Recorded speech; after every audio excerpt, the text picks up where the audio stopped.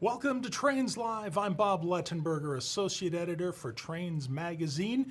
Mark this on your calendar. Today, we're recording on Tuesday, September 13th. Tuesday, September 13th. Now, I'm telling you that up front because this program is going to be on our website for quite a long time, but we are talking about today one of the hottest topics in railroading in the United States right now. And the content today, well, it could change in an hour, it could change tomorrow, it could have changed by the end of the week.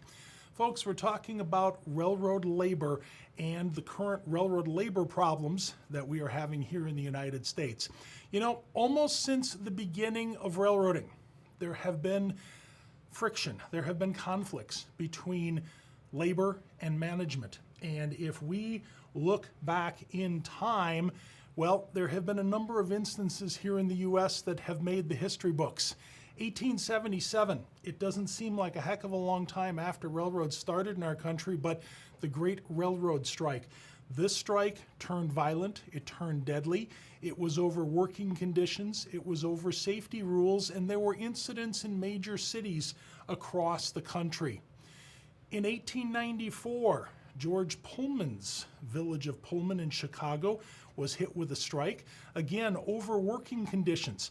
Pullman wanted to control his workers, and he set up very strict criteria for working in his facilities, for working on his Pullman sleeping cars, and for how workers had to conduct themselves and what they would get paid. And in this strike in particular, again, it turned ugly. It was some of the beginnings of the unionization movement in the railroads in our country. In fact, this strike, there was actually a boycott, and Pullman sleeping cars were not transported on trains on just about any railroad during the strike. In 1922, kind of a landmark railroad labor issue in our country, the shopmen walkout, virtually shutting down railroads in the United States. And it was shortly after this, in 1926, that the Railroad Labor Act came into being, something that we'll be talking about in a few moments.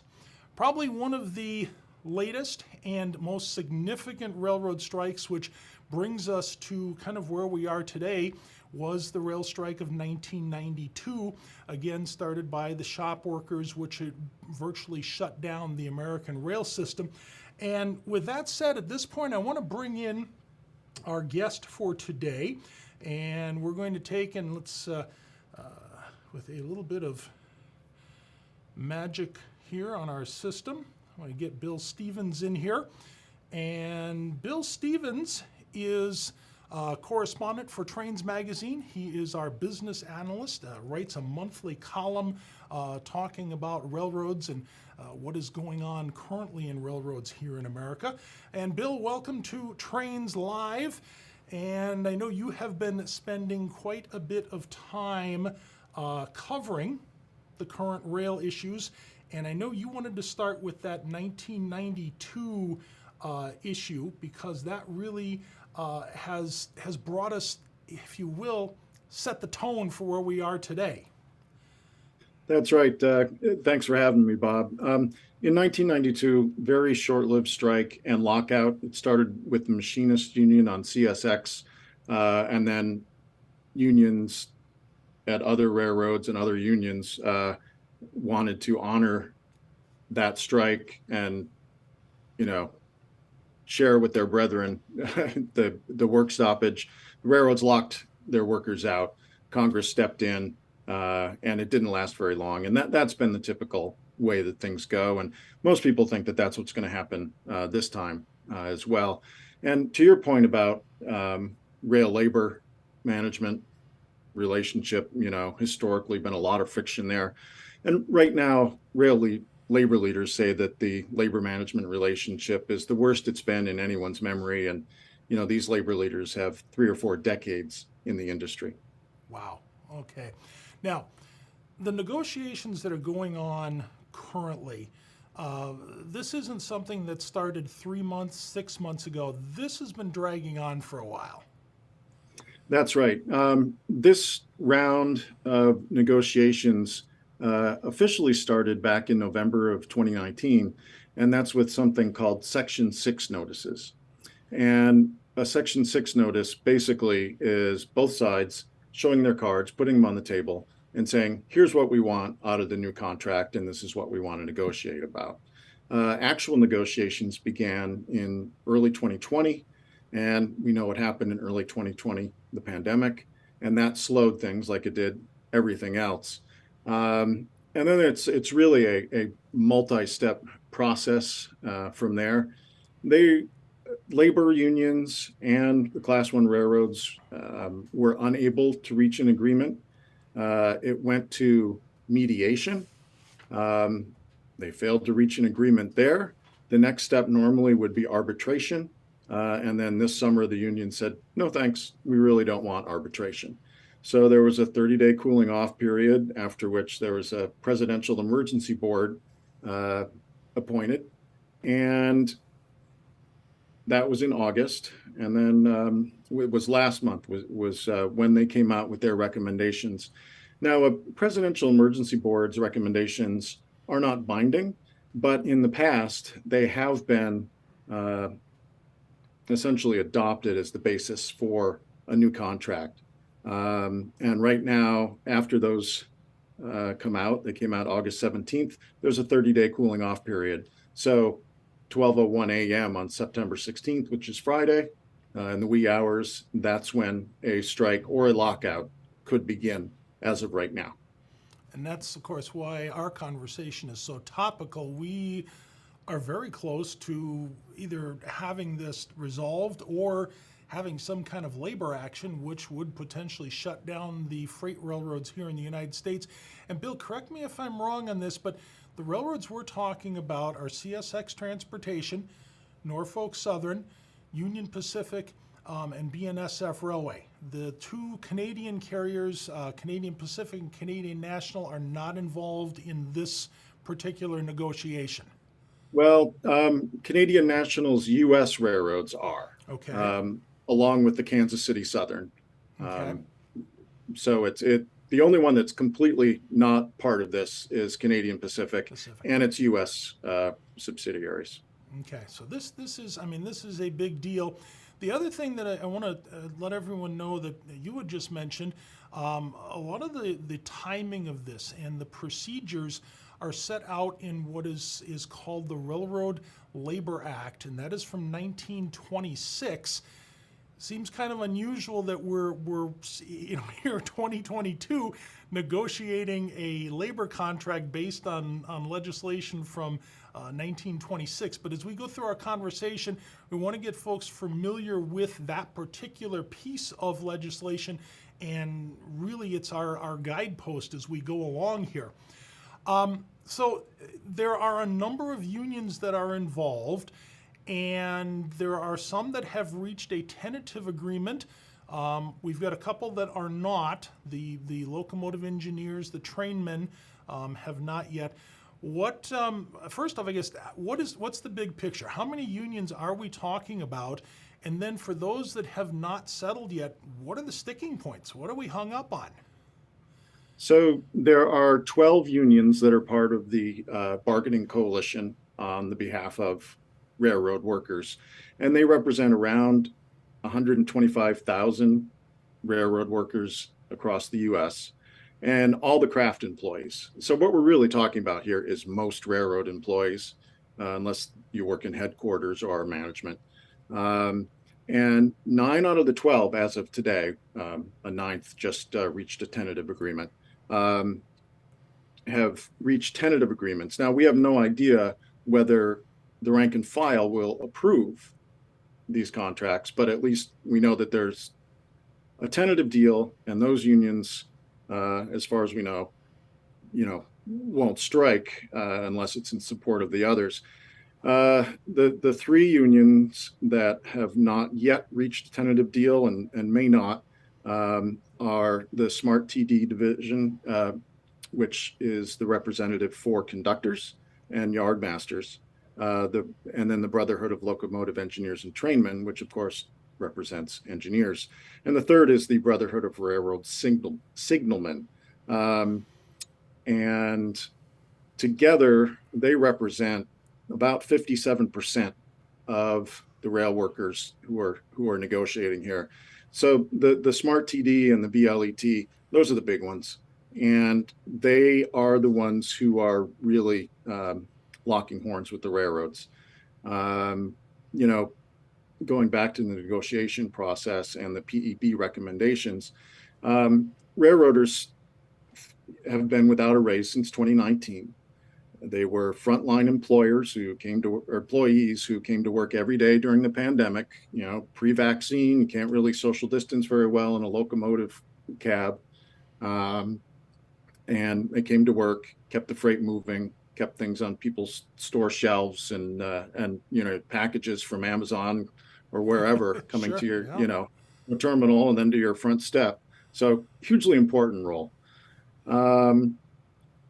The Presidential Emergency Board recommended 24% compounded raises over the 5-year life of the contract, and that's retroactive to the beginning of 2020, as well as lump sum $1,000 service bonuses for each year of the contract. And what the railroads tell you is that the average worker would get about $11,000 out of this. And that 24% raise is roughly in the middle of what the labor workers sought and what the railroads proposed. And most of the railroads have set aside money to cover the back payments.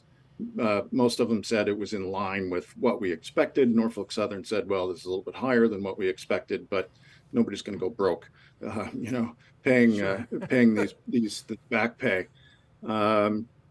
And what's the real sticking point now is working conditions. There were a lot of changes brought in by precision scheduled railroading since Hunter Harrison arrived at CSX back in 2017. And, you've got longer trains, fewer people, more time away from your home terminal, longer trips because of longer trains in many cases is what rail workers would tell you.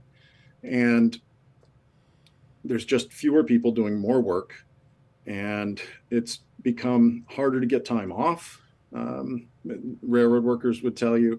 And that's particularly the case, they feel, for the attendance policies at BNSF and Union Pacific.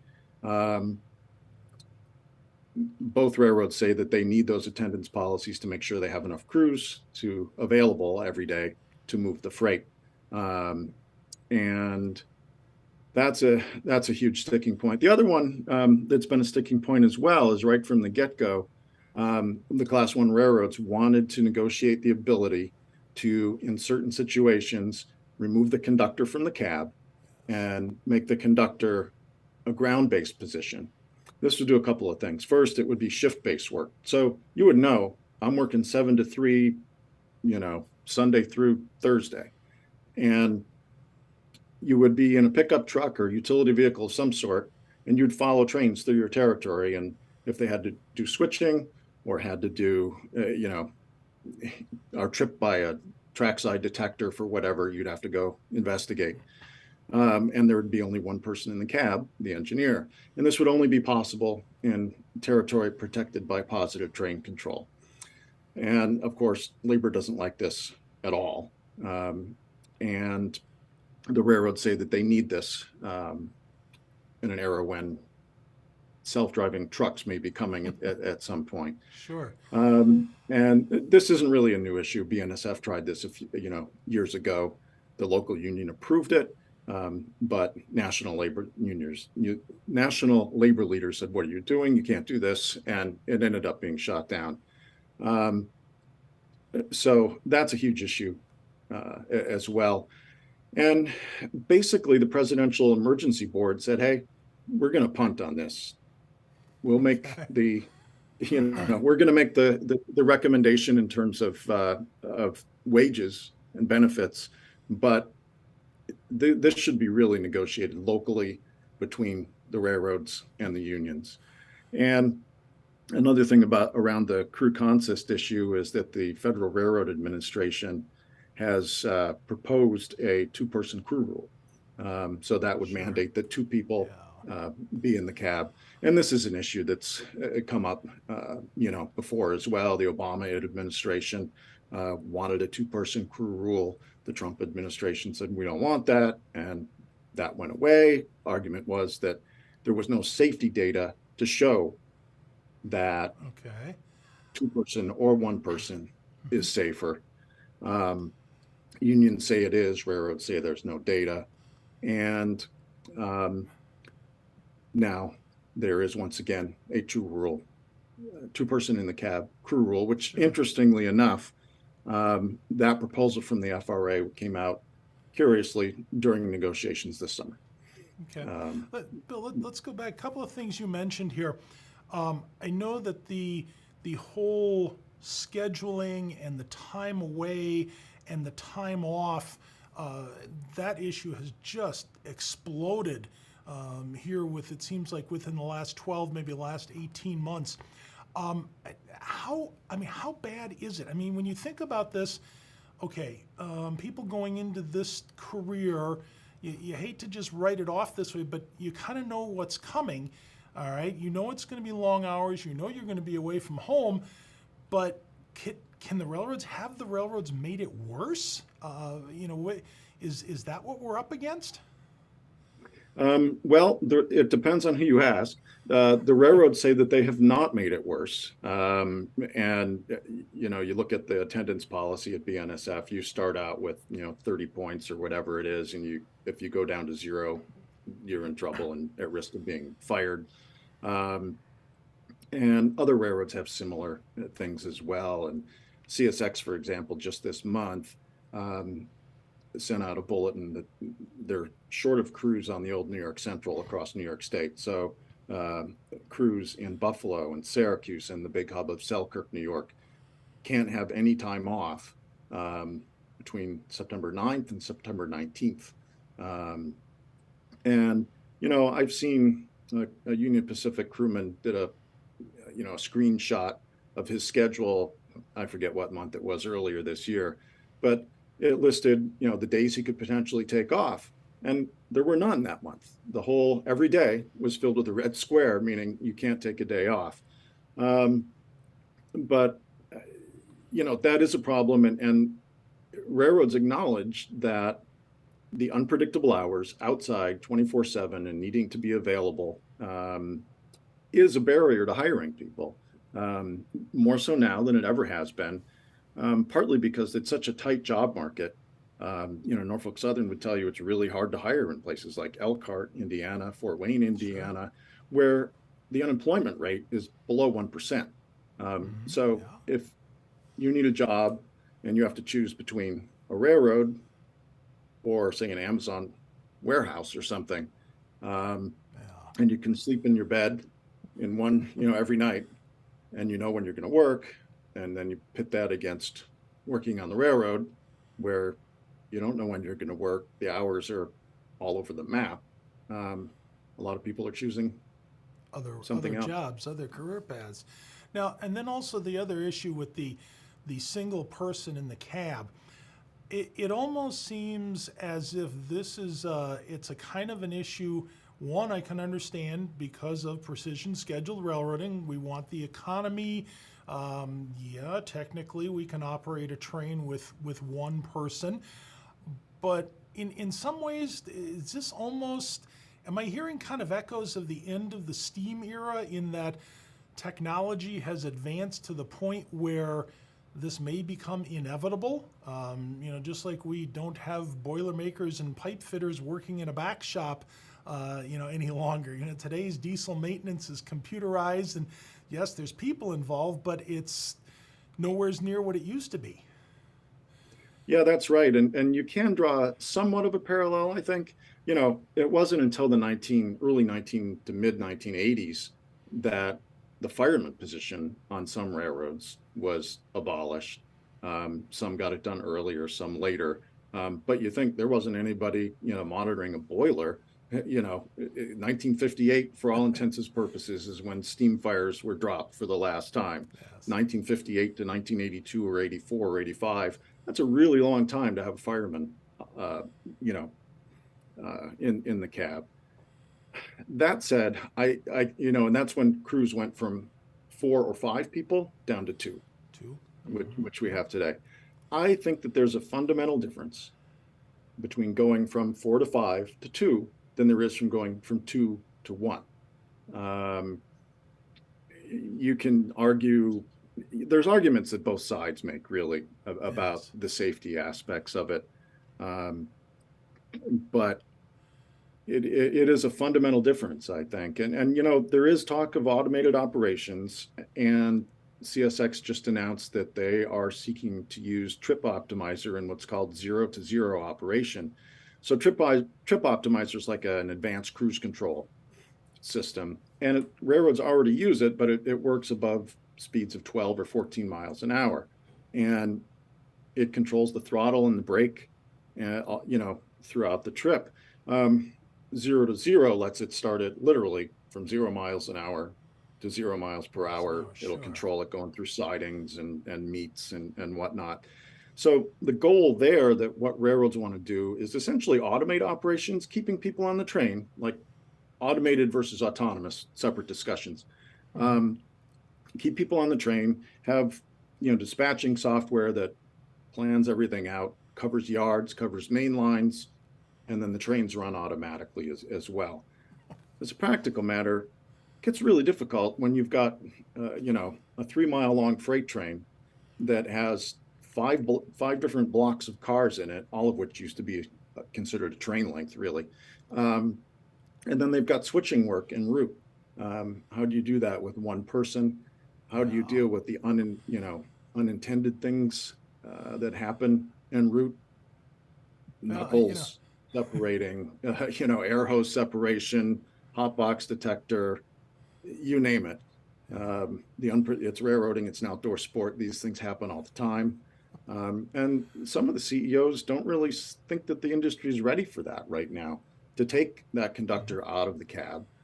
Keith Creel said recently, who's the CEO at Canadian Pacific, that until the industry can make operations much more reliable and really scale back on those mechanical issues that crop up, or even PTC issues where the locomotive loses contact, or the software doesn't work, you name it.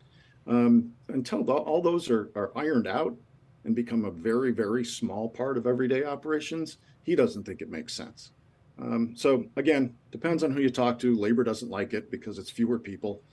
Railroads like it because it's fewer people. I want to take a second here and remind those that are watching, the program you're seeing, Trains Live, is being recorded on Tuesday, September 13th, 2022. We are 3 days away from the potential of a national railroad strike here in the U.S. The situation from the time that you watch this till tomorrow night, the end of the week, it's probably going to change. And so use this as a historic perspective and some background to help you understand the labor issues and what is going on with our railroads here in the U.S. right now.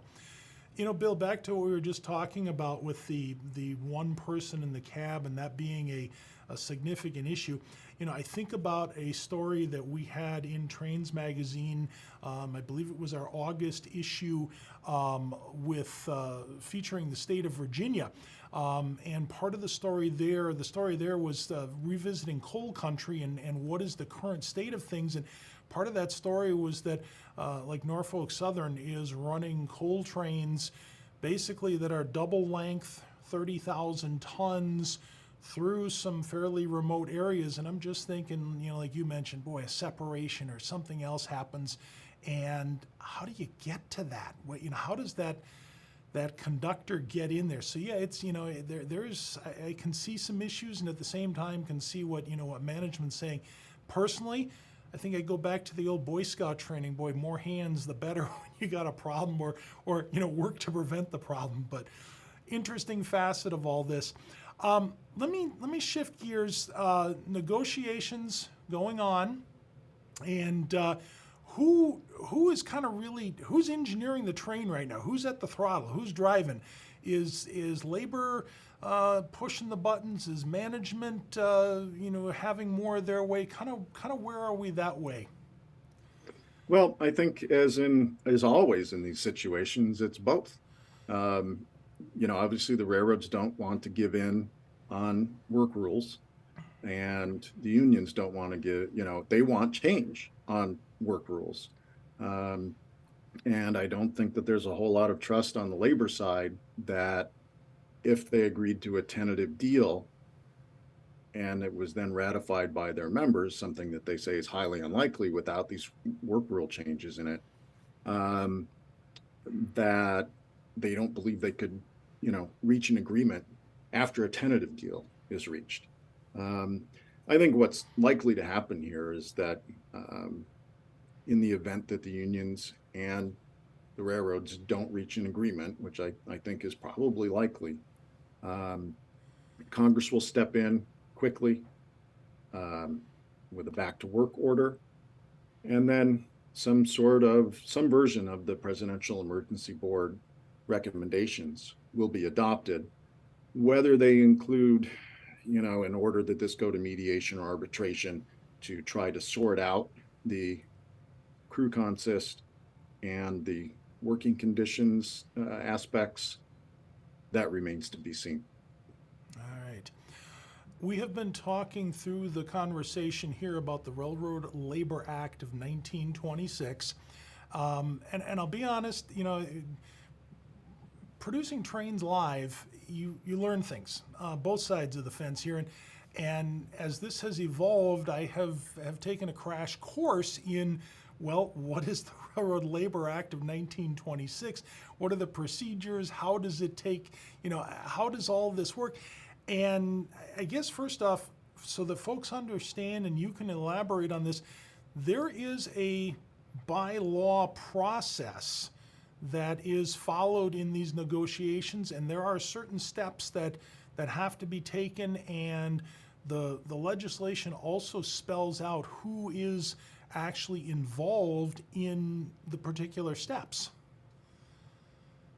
Yeah, that's right. It's a process that's worked obviously for years. Since 1926, there have been a handful of strikes. Since then, Congress has always stepped in after all efforts fail, and the last cooling off period after a presidential emergency board recommendations are made, Congress always steps in, and clearly that's the expectation now. We've got the highest inflation in 40, 50 years. We've got supply chain that is still not working right after all the disruption caused by the pandemic. And a strike is just not something that anybody wants. So it's highly likely that Congress will step in. There's already a Republican proposal from yesterday in the Senate that would bar a strike. I would expect that a Democratic proposal would, be made as well. And then they try to, reach a compromise, which is increasingly difficult in Washington these days. Yeah. And, President Biden and members of his cabinet have also gotten involved. They don't have any real role, but when the president calls and, presumably that has some sort of impact. Whether it'll make a difference, You listen. I don't know. Now, and Bill, you led me right where I wanted to go here. There's a couple things. The Railroad Labor Act, if you look at the labor actions before 1922 and then, actually 26 when this came into place, some of those got very violent, very heavy-handed, and in a lot of cases, it don't seem like they accomplished very much.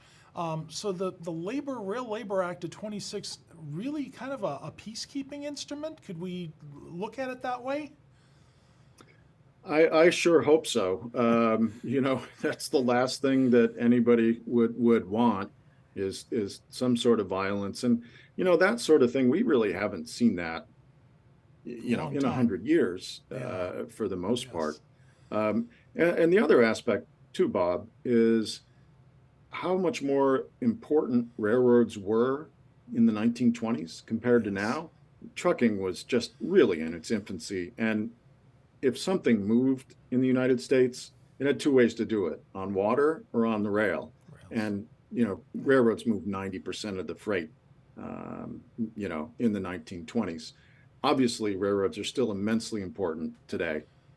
Think about the coal that goes to power plants that keeps our lights and air conditioning on and the internet going, um, to all the containers that come into ports with consumer goods that you and I buy, that sit on our shelves. Railroads move a huge amount of that. And like we discussed before, parcels, going a long ways.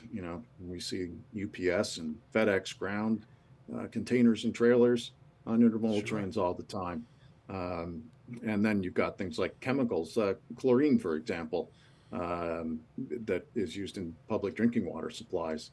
Heavy products like steel, grain, all those things, hugely important to the economy, hugely important to the average citizen. And that's why it's so important that this gets solved. In getting ready for our conversation here today, I had kind of dug back in general news. Do your internet search, call up the news for the day. And, until really, let's say maybe 10, 12, maybe even 14 days ago, this was a story that was pretty far down on the news feed. And, obviously there have been other things going on in the world that, when you start, as an editor, you have to look and go, okay, how big is the headline for this story on this given day? But it seems like, okay, we're at the precipice here. And like you were saying, as much freight as is moved by the railroads and as much as it impacts our lives, it seems like the general media and the general population are first starting to wake up and realize that there's a problem. And hey, come the end of this week, we might even have a bigger issue. Am I right in my analysis there? Oh, absolutely. And I would suggest that there's a couple reasons for that. The first one is railroads really have become a stealth industry. I mean, it's hard for you and I to believe because they're always like top trains. of mind. And, yeah, exactly. They're hard to miss a 3 mile long freight train, or the Acela Express zipping along at 130. But so that's one thing. In the minds of the public and the media, the mainstream media, railroad coverage, the only time we hear about it is when there's a derailment, right? Sure. Well, something goes Or wrong. crossings are blocked. So railroads keep a low profile, the railroad industry does. So that's part of it. The second part of it is, I guess, just habit, right? We're creatures of habit. And there's time, there'll be an agreement. And the closer the clock ticks to that deadline, the more attention it's going to grab, because shippers are up in arms, and everyone else is, and they're warning about what this could be. And Washington, of course, almost never acts unless there's a crisis. And when you can see the clock ticking down, suddenly this becomes a crisis. And of course, it occurs right in the midst of the midterm election cycle. So it's important to both parties here. Nobody wants to be blamed for a railroad strike. Sure. That means that something doesn't get delivered. Maybe we got to put it in a very contemporary vernacular here, being that football season has started. Hey, folks, 2-minute warning, okay? We got a problem coming up in 2 minutes here. We got to get this thing fixed. So let's look at this, Bill. We started to talk a little bit about the impact if there were to be a strike. Last week, the American Association of Railroads president released a statement saying that a railroad strike could impact the economy to the tune of $2 billion per day. The trucking industry has said that there would need to be an additional 460,000 trucks on the road to absorb the freight that was not being moved, and that right now they are short over 80,000 drivers with what they have to handle. Worst case scenario, the railroads go on strike. You, me, everybody that we know, our neighbors, what's the impact the day after this happens? What happens to us? Well, in the unlikely event that there were a strike and Congress couldn't get its act together to do anything. Obviously, the longer it goes on, the worse the impacts become. If it's a couple days, supply chain should be able to recover. I mean, you think back to the polar vortex last winter, that affected a wide swath of the central part of the country, from southern Texas all the way up to Chicago. And it just froze everything in place. And you remember, there were blackouts in Texas and whatnot. Sure, Well, yeah. the railroads basically shut down. Union Pacific did shut down for a week until it could dig out. That's highly unusual. That just does not happen. But it was such an unusual event that, BNSF didn't shut down, but for all intents and purposes, they did run a few trains, but just so hard to operate in those conditions. That said, supply chains are already frayed by the impacts of the pandemic, by port delays, by a lack of truckers, by a lack of railroad crews. The ongoing service problems have created issues already. And in the Southeast, the coal stockpiles are low at some of the utilities. And why are they low? Well, coal companies can't find enough miners. They've also had some production issues. And the war in Ukraine, of course, caused natural gas prices to spike. So Sure. that's forcing utilities to rely more on coal than they had, because that turned everything on its head. It was coal that used to be more expensive, and those plants would just be peak usage plants. And now everything's flipped around. So potentially utilities would have to go and burn more natural gas if the coal stockpiles dwindle. So there's a whole bunch of knock-on effects here. The chemical shippers are worried about an embargo that's already in place on chlorine shipments, for example. And the question is always is how big are the stockpiles at the receivers for any commodity you can mention. Sure. And we're just starting the grain harvest season, and that's always an Yes. important rush as well for the railroads. That's going to impact my frosted flakes, and that don't make me a happy camper. That'll make you grumpy in the morning. Want to remind folks, it is Tuesday. It is September 13th, 2022. You are probably going to be viewing this segment of Trains live down the road. And we have been talking with Bill Stevens, business analyst, correspondent, columnist for Trains Magazine. And the conversation today, of course, has been about the labor issues that are facing the railroads and the pending strike, which is just a few days away. And as we've said throughout the conversation, the situation, it's going to change.